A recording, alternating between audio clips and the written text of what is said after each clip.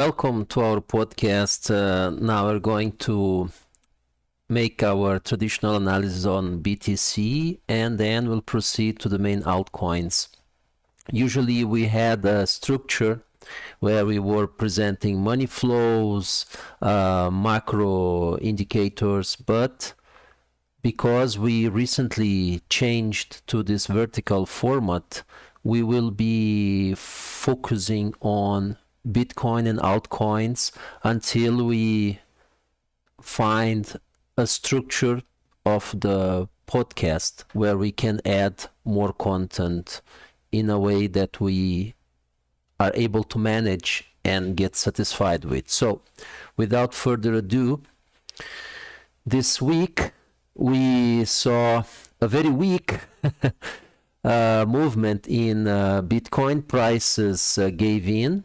We had some volume here, and what compared to previous week, it was somehow a slightly increase in volume. Okay, you can argue that, but of course not enough. The last week and the previous one have been below the 4-5 ones that came before, and that's not a good signal. We are still bounded by the same trading range, 61 at the bottom, 67 at the top.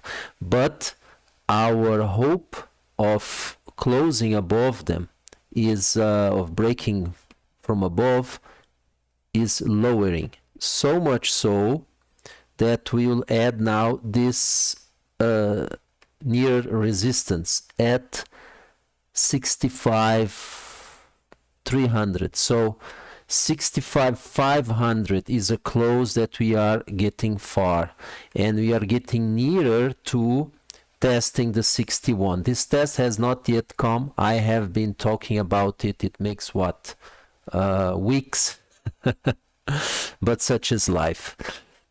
We do not have crystal ball. We have absolutely no idea when things will fall. However, we're gonna add now our indicator. It measures the market cap of stables. We had another decrease this week. So what we're having here is yet another week where the market cap of stable coins decreased. And that is pretty put a downward pressure. Hello, Teo Gamer. Welcome. That puts a downward pressure in the price. For those who are new to our channel, this we use TradingView as a platform for analysis, and here below you have a proprietary indicator that we have built, and it measures the market cap of the main stable coins compared to the market cap they had 7 days ago. So each time you see a decrease, that means there happened a redemption compared to 7 days ago, or 7 candles, whatever. So because given the weakness, and let's add here our volatility track, because what we are feeling here is that exactly the volatility remains suppressed, and that's an announcement, a preamble of a sudden move. And given the circumstances, we believe the move is down. Why? Because the AI hype is kidnapping, is taking all the liquidity it can get from the market. So speculative capital is put to work. And because prices are going nowhere in Bitcoin, it makes months. What happens is that this capital moves elsewhere.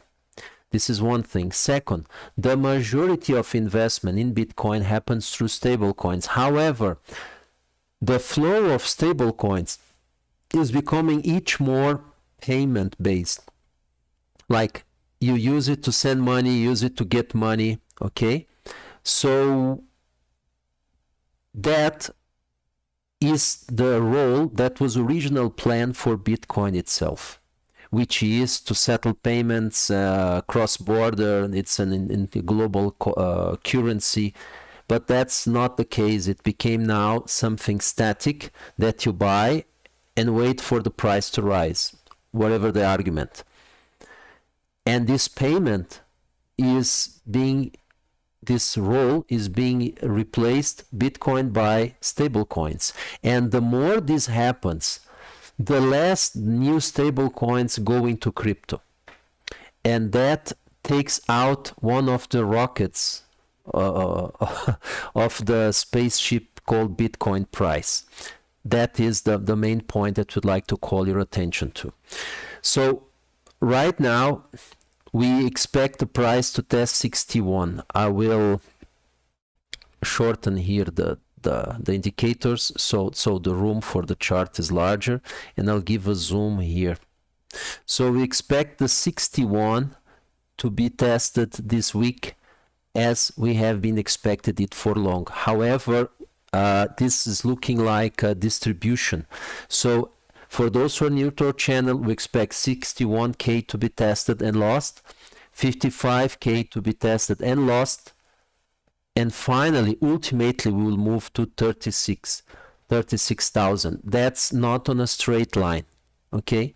So once we lose 61, we'll test 50 something, 57, 55, we'll pull back till 61, recede again, give in again, and then like that we'll move in intervals until we reach 36, which will be the rock bottom, and we expect that to be in November because it will coincide with the launch of OpenUSD, which is the stable coin backed by treasuries issued by consortium of companies that amongst them are BlackRock and Visa, and that says it all.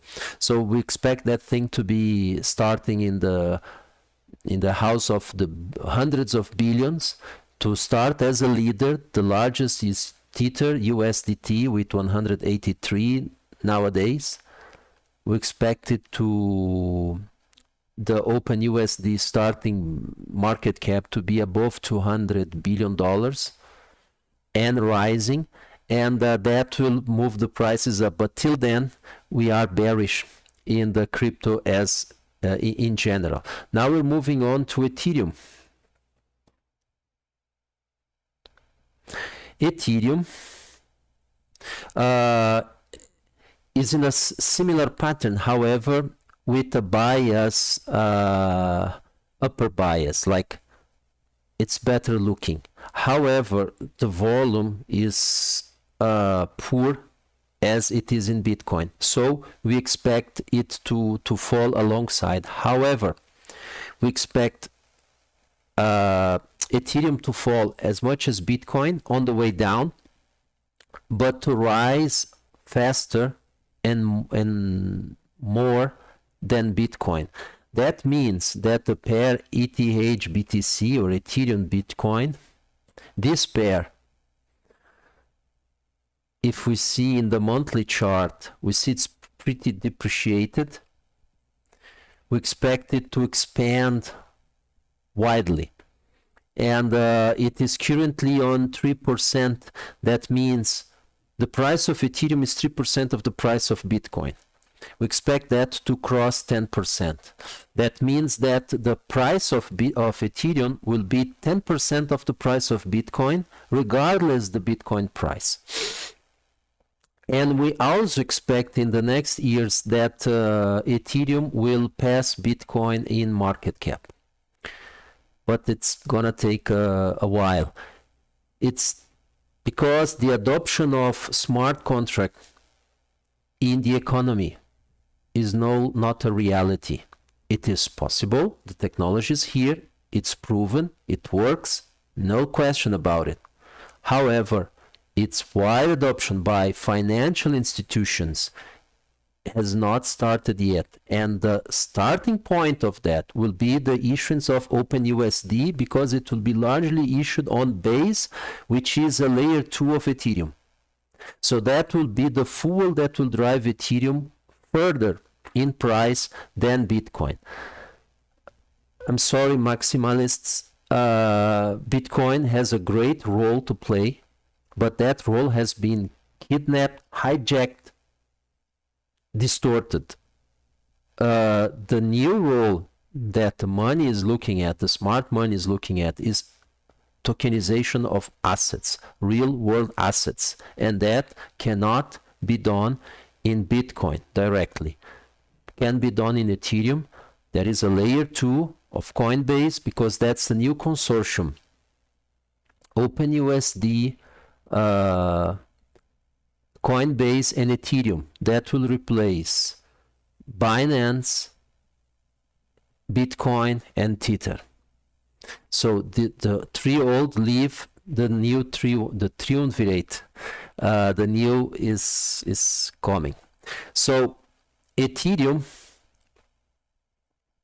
is very weak in volume, as we can see here on daily chart, and it's gonna test the 1800 alongside Bitcoin test in 61k. It's gonna lose it both, and then we're moving down to 1700, just below, and that will coincide with Bitcoin, I don't know, testing 57k, something alike, something above 55. Ultimately, and that's important to point it out, Ethereum is going to 1k. Okay, so we're moving on this here to let it clear. Ultimately, Ethereum is going to 1k alongside Bitcoin in 36k. From that on, Ethereum will rise more and faster. That's our idea based on this scenario of this replacement of Bitcoin, Binance, and Tether being replaced by Ethereum, Coinbase, and OUSD. Let's check Ripple by market cap. Ripple is clearly on a downtrend, and it's going to test again the bottom of this figure, which is in the 60 cents. Like, it's been some months we're talking about it, like why will it do that? Well, because it's dead on water. There is no volume, as you can see here. You barely see the columns. The trend is straight down with some jumps down here, like it doesn't react even. Okay, it's just recedes, and the hype has passed. They lost the train. All this OUSD thing was meant to be Ripple itself, okay, because Ripple was originally made to be traded as Ripple, but because it did not work, they came up with a band-aid called XRP Ledger, okay, and that thing was used to issue whatever stable coin you want over that. But the fact that BlackRock and Visa are choosing to issue their own, and why would they partner with someone? Because issuance means control. Like I can't put in better terms, like when Napoleon, we're talking about 200 plus years ago, took the throne in France, he canceled the license of the Bank of France, that was a private bank, to issue money. And because of that, the consortium behind that bank, they financed 6 wars against France until, and Napoleon won 5 of them. And in the 6th coalition, he lost, and that was Waterloo. And because of that, all that because of the right to issue the money. So imagine you are now BlackRock and you are issuing your own dollars. Why would you partner with something else? So Ripple lost the train of the future, and it's now dead. This thing will be used, but limitedly. It's like newspapers today are still read, but how much percentage of the news are delivered through it compared to 50 years ago? So that's what we're talking about. And as a matter of capital share, market cap share, it's going to 0. Okay, so that's it. Solana is a very promising technology, not mature yet. Okay, it needs to reset from time to time. Like, that thing must be fixed. Unfortunately, that thing was the best in volume from all the cryptos. Not that they were the leader in volume, but their pattern of volume was the best, and now it's losing ground. So the last winner is now starting to lose. You see the like a French would say if he was speaking English, nothing to lose in Toulouse. You see the columns of volume reducing sharply from a few months ago. Okay, June, May, and that signals a test here in 73. Okay, we're already in 74. We're gonna lose it, and we're going to test 66. That's our view for Solana. What else? Cardano, I will not. That thing is nothing. Oh, Link is a great project. So much so that it is not blockchain based, but it is decentralized. But it's not blockchain based. That means it does not need blockchain. You can use, if all blockchains are banned, Link will continue existing. Chainlink is the name of the project. Link is the name of the coin. It is a way, and a wonderful one, to integrate legacy systems. You can make a standardized way to exchange data, okay, and let it available to other systems. How do you do that? Okay, you have your black box system here. Like, you and a few guys knows how to deal with this thing.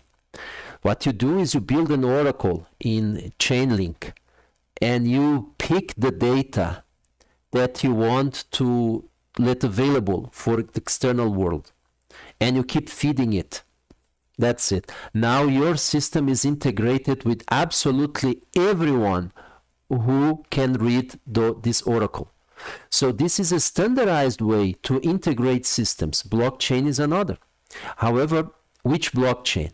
With Chainlink, it doesn't matter the blockchain, it doesn't matter the technology. So for you to have an idea, XML was built for that. It didn't work, okay? XML didn't work. Like, what on earth works once Microsoft gets in? Like, think about that. Let that sink for a moment. So that's what we're talking here. So Link is a great coin, okay? It's a great project, very well thought, not yet fully understood, especially by the market. When I mean market, I mean the financial market, okay? So here we made a top, we are receding a bit, but we did these moves with strong volume here and here. So it might recede a bit. We look forward not to close below 8.9. I was bearish on this coin until here. Okay, Sunday here. Then what happened on Monday? We had this huge move, not in price, it's not relevant because this move was similar, but look at the volume. But here it was a considerable volume, and if you see this blue mist here, you see that it exceeded it. This blue mist has the height of the average of the last 200 periods, or days in this case, and that's a real average, like not a real average, but this is a measure of what the volume used to be. And when you are above it, you have what we call extraordinary volume, and that is the fuel that drives the price up. So that helps us to differentiate real moves from fake ones or false ones. I don't like the word fake. So here we had the first impulse, here we had the second one. So we expect it to test again the 9.7. It needs to close above 10. And if we check here, we'll see that we are testing this level, okay? And this level is very important, which is just below 10. We need to close above it. Now we'll move to weekly chart. So we see here how things are down. Here we are fighting for this level. That means this was the bottom and we left it behind. We might test it again. Yes, if BTC falls, okay, Ethereum will fall alongside, and so will Link. Link will not survive on its own. Not happening. No problem. But it's like you can say margin of safety. Prices might fall back to 7.8, maybe a bit below 7.2, but this thing is rising, and that's very important because tokenization of real assets, not necessarily, but way easier, will pass by Chainlink. And each time you consult a data through Chainlink, you need to burn some pay some fees with their coin. So there's a real demand, and you need information at extremely high rates, especially with automated systems that run 24/7 whatsoever. There is a growing continuous flow of demand. Wonderful. So we see Ethereum as a leverage bet over Bitcoin, and we see Link as a leverage bet over Ethereum. So it is like those trebuchet. You have the first move, then the second, and then the third. So Bitcoin rose, Ethereum will rise more, and as Ethereum is rising a bit later, Link shall rise even more, like percentage wise. So that's our point here. Have we left something? No. Monero. We like Monero very much. Why? Because nobody likes Monero except if you're hardcore, and it's recovering. We expect it to reach this level here, 474. Why? It goes like this. Every time you see a spike like this above or below, with pavio here, the maximum or the minimum of the candle is far from the body, it's gonna be revisited. That's it. That's simple. We still have not analyzed the structure of that, like what is the percentage of the body in regard to the distance to the max or the mean that should more or less be, so you are sure this happen or likely to happen. We have not made this analysis yet. It's not that relevant though. However, we see these prices moving 474 and later on till 800. Now there's a very interesting thing here, which is because Monero is banned from the majority of the exchanges, its behavior is totally unrelated with whatsoever in regard to crypto. Like it's pure blood. So the will of the community, that's what makes this coin move. The dynamic is totally different from the other cryptos. So if Bitcoin falls, the behavior of Monero is different, and that's the point that we'd like to stress here.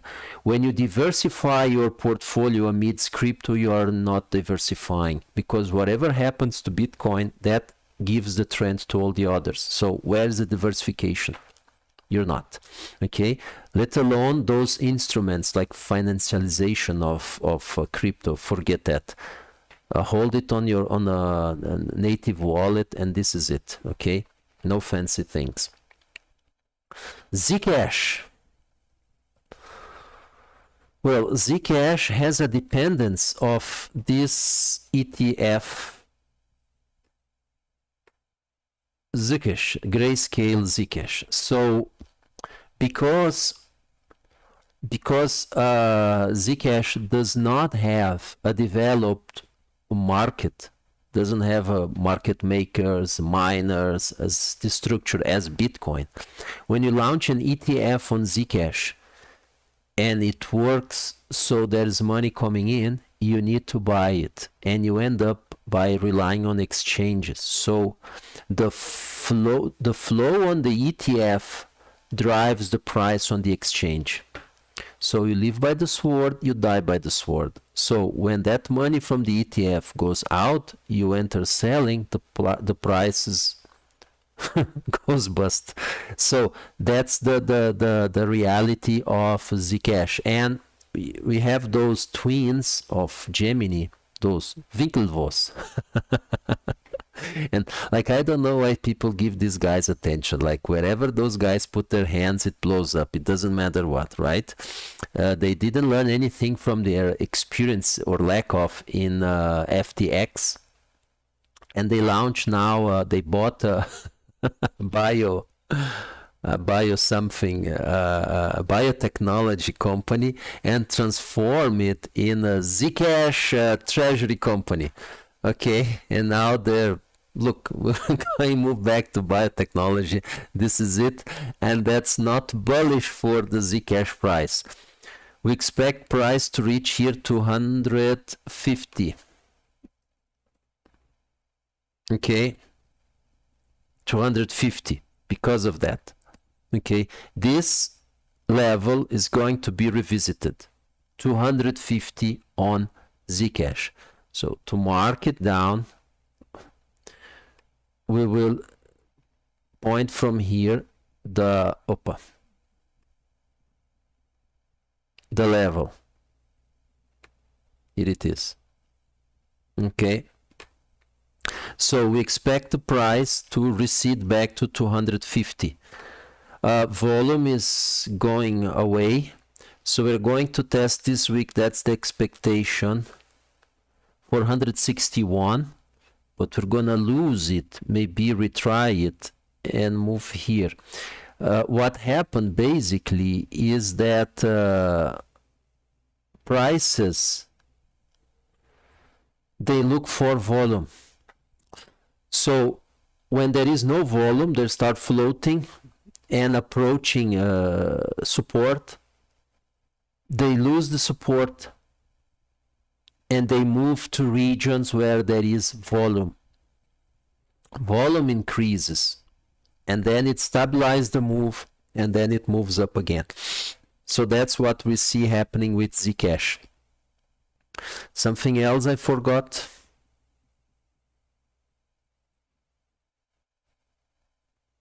No. This is it. Thank you very much for your attention. Next Sunday, 9 p.m. Brazilian time, we are back with our analysis. Thank you very much. See you then. Bye-bye.